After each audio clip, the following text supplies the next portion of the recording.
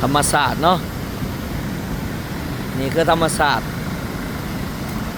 แหล่งท่องเที่ยวก็เรียกว่าอันดับเรืออันต้นของแข้งสิกองเฮาเนาะใครบ่ทันมาเด้อมาส้มแหล่งท่องเที่ยวของแข้งสิกองเฮา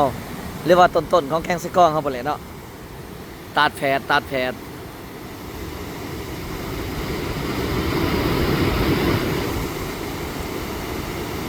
น้ำตกตาดงามหลายแต่ว่าช่วงนี้น้ำไหลแน่แต่ว่าวิวงามดีเนาะวิวงามดีมาแต่รัก52ก็เลยมาแวเนาะมาแวชมวิวพอดีงามเลยวิวนะธรรมศาสตร์สดใสดีเหมาะสมกับการผ่อนคลายเนาะเสาร์อาทิตย์เนาะเดือวันสำคัญต่างๆพาขอประคองมาเล่นเด้อทางมาอัตตปื้อนี่แหละถ้ามาเฮาไปอัตตปื้อมันจะอยู่เบื้องซ้ายมือเนาะถ้ามาแต่อัตตปื้อจะอยู่ขวามือเนาะ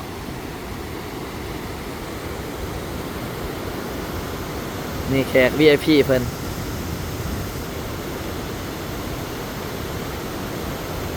เจ้าของกาดเนาะส่วนนี้ไปสอบคนหาบริหารใหญ่เพิ่นนี่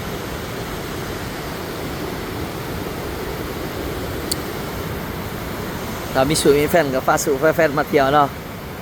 ตัดแฟดเหมาะสมหลายมาเที่ยวพักผ่อนส่วนนี้อากาศมันร้อนหลาย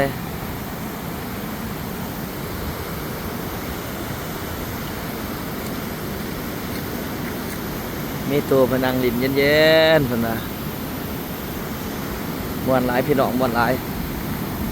ซาเฟซบุ๊กทุกคนไปประทันมาเด้อ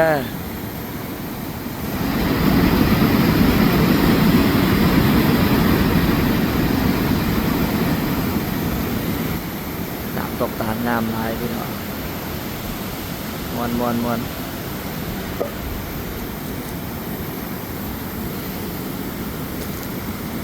มาตั้งแคมป์หรือว่าตั้งอะไรนั่น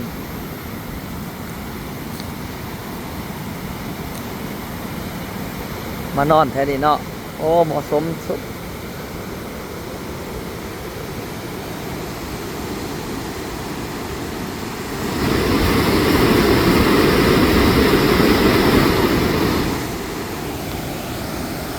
โอ้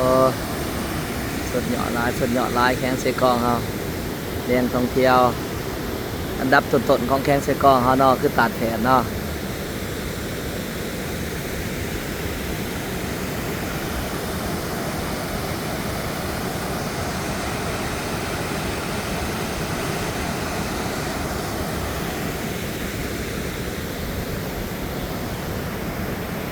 อาหารการกินก็แซ่บอยู่นี่นะ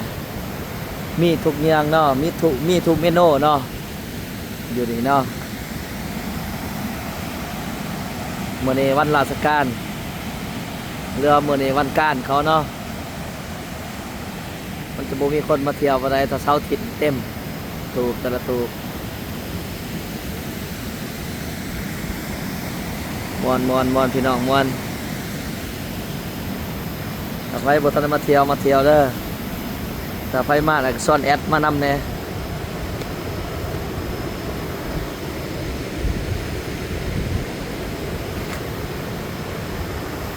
ธรรมศาสตร์สดๆเลยนี่นะต้นไม้ไม่ได้ต้นไม้ใหญ่มานางเบิ่งน้ำตกตาดพี่น้องครัวตัวนั้นถึงน้ำเอาไปแล้วครัวตัวนั้น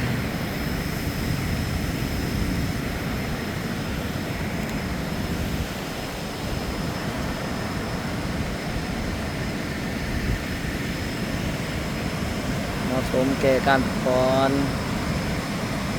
วันสำคัญนี่เต็มวันสำคัญนะวิวงามดีธรรมศาสตร์งามสถานที่เหมาะสมดีเอาตอนนี้ก่อน